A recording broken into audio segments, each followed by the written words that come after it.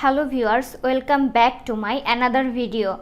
In today's video, I will show you how to fix installed app not showing on home screen. Due to the new iOS update, if you install any apps on the iPhone, it does not come directly to the home screen. Installed apps moves to the app library. As a result, the apps we install do not appear on the home screen. Now let's see how to solve this problem. First, you have to go to Settings app,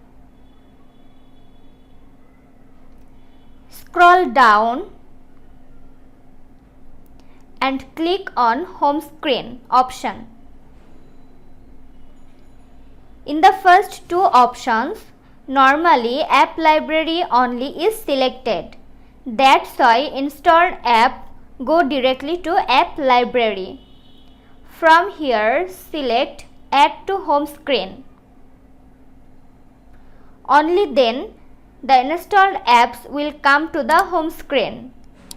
After doing these settings, from now on, any apps installed will not go to the app library.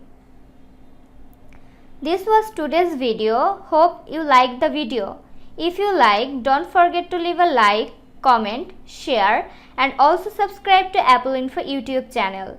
Thanks for watching.